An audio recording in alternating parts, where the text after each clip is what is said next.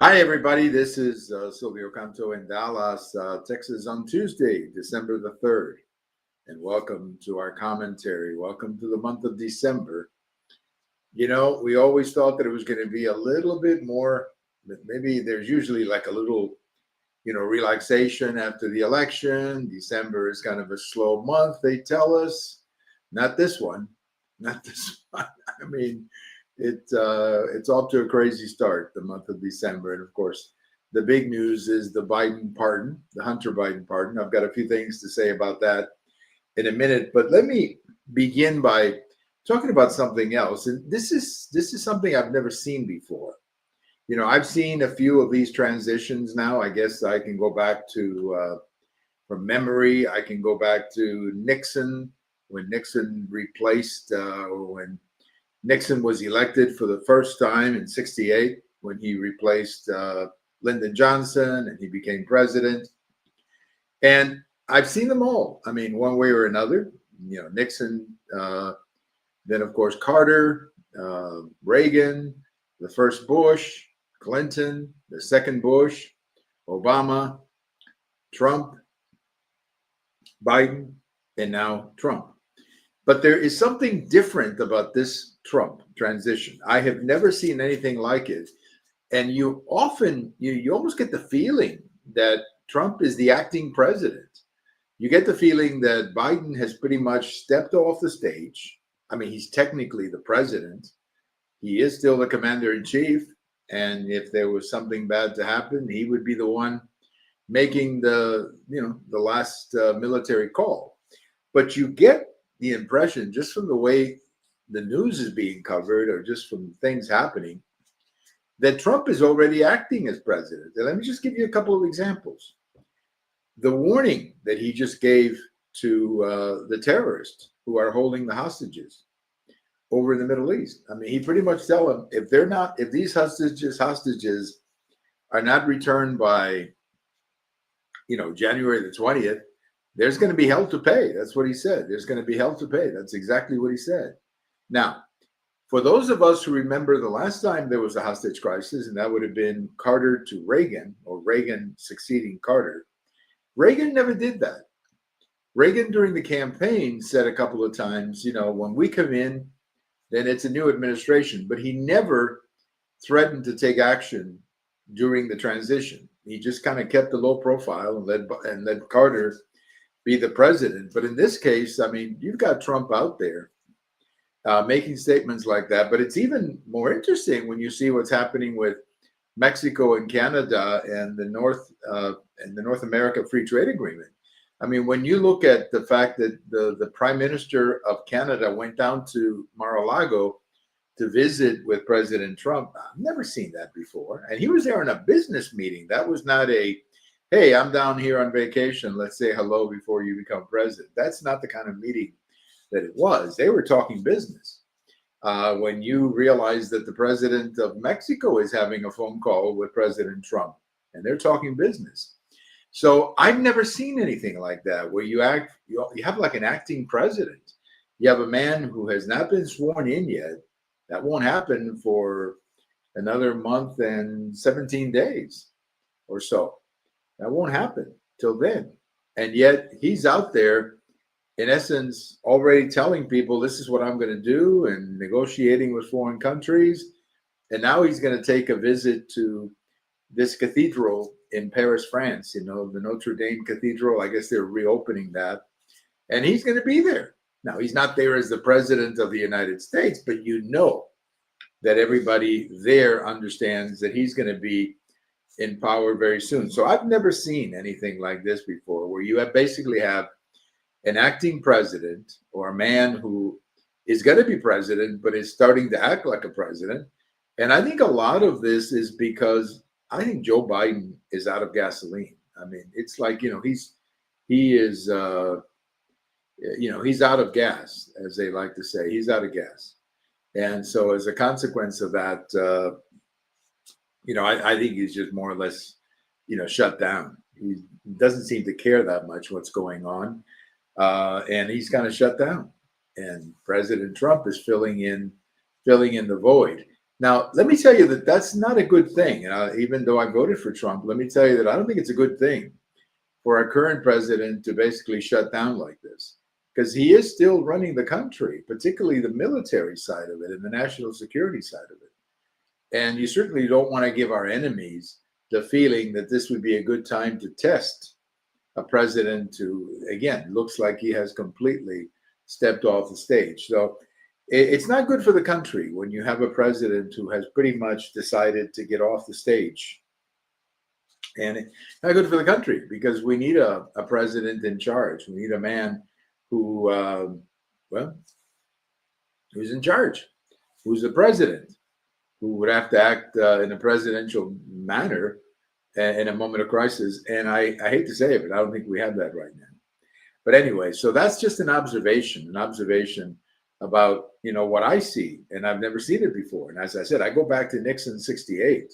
I've seen all the transitions since. And I guess I was in high school back then. And I've seen all the high schools, all the transitions since. And I've never seen one like the one that we are watching right now, where you basically have, the incoming president basically taking positions and being outspoken about what he's going to do. And you have the existing president pretty much like, taking a nap and kind of shutting down and stepping off the stage. So it's just interesting to watch, to say the least. Well, let's talk a little bit about the Hunter Biden pardon. I have a post at the American Thinker today talking about this, and I'll have another one tomorrow talking about this as well. The one on Thursday or Wednesday is about Jake Tapper of CNN, who apparently is very upset that, well, I guess he's very upset that Joe Biden lied to him and lied to the country. Look, I don't know. I'm not going to get into what's in Joe Biden's head, but I can tell you this. I feel very, very strongly. Everybody seems to have a version of what happened. Let me tell you mine. And I feel pretty strongly about this after listening to several people who I follow closely. I think that the reason that Joe Biden was saying that he would never pardon Hunter Biden is because he didn't think he would have to. And that's because they were assuming that Kamala Harris would win. And therefore, she would do it. And she would do it at the very end of Joe Biden's term. It would be like, just as he's going out and, Kamala Harris comes in, and one of her first actions would be to pardon Hunter Biden in an act of unity and all of that. And I think that's why they were betting on. And that's the reason why Joe Biden kept saying that he wasn't going to do it, because he thought he wasn't the one who was going to do it. He kept thinking that Kamala Harris was going to do it. But obviously that didn't work out. So that began to put pressure on Joe Biden that he had to do this, and he had to do this quick. But I think he made a big mistake in how he did it. Huge mistake. Number one, he should have waited until the sentencing, which is, I think, going to happen in a couple of weeks anyway. It would have happened middle of this month. He should have waited for the sentencing of Joe Biden. I mean, there's no guarantee that he would have gotten jail time. And if he had gotten jail time, then he could have come back after that and commuted the sentence and say, no, he's not going to go to jail. But, yes, he is guilty of what he did. And that would have been, I think, the best way to fix it, through a commuting of the sentence, not pardoning the whole thing. That would have been, I think, a much more acceptable explanation, I believe, for the American people.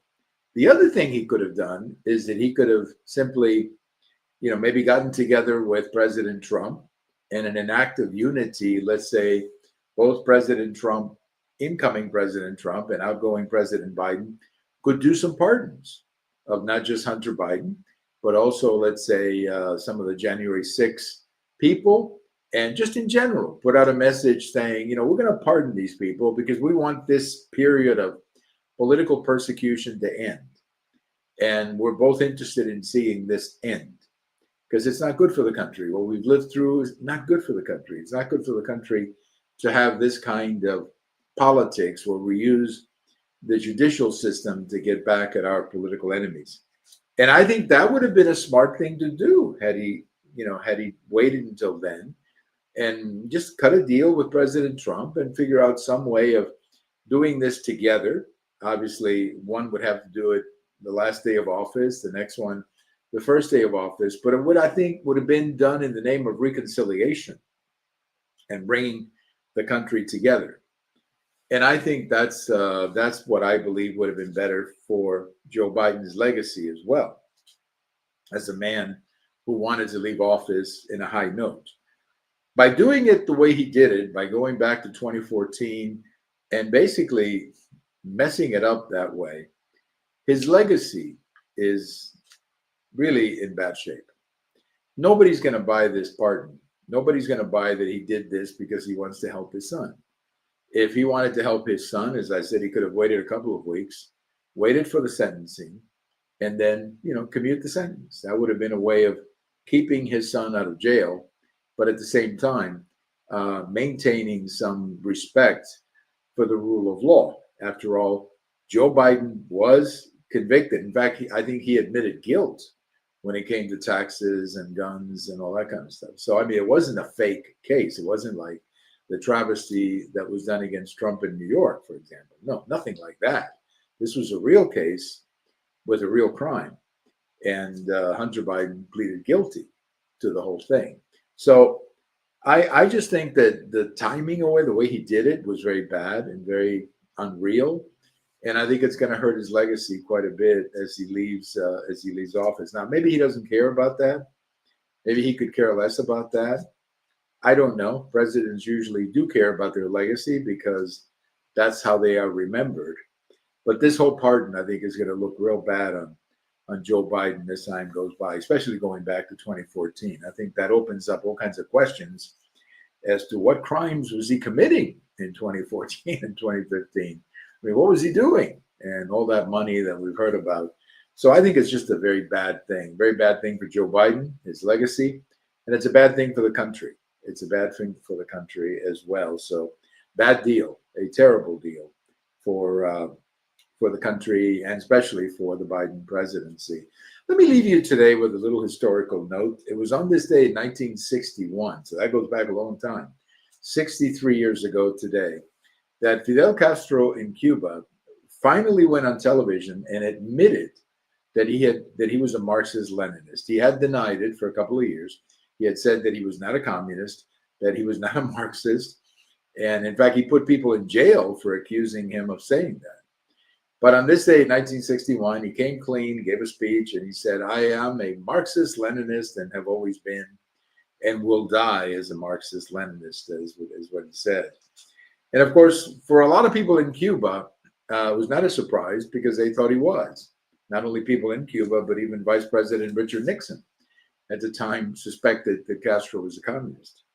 But, it was, for some people, a bit of a shock because they believed in Castro when he said he was not a communist. So all of this happened on this day in 1961 when Castro finally admitted to the Cuban people, yes, I am a Marxist, I am a Leninist, and everything I've been saying for the last couple of years, well, that's just something I had to say for the last couple of years. But today, I'm a Marxist-Leninist. So that's the way that went down 63 years ago down in Cuba. And I remember talking to my father about this particular day. And my father always suspected that Castro was a communist, particularly by 60, 61. At first, he kind of gave him the benefit of the doubt. But by 61, middle of 61, he always suspected that he was. So at least my father was not surprised. But unfortunately, a lot of people in Cuba were fooled by his rhetoric. Thank you for listening. Everybody have a wonderful day. This is Silvio Canto in Dallas.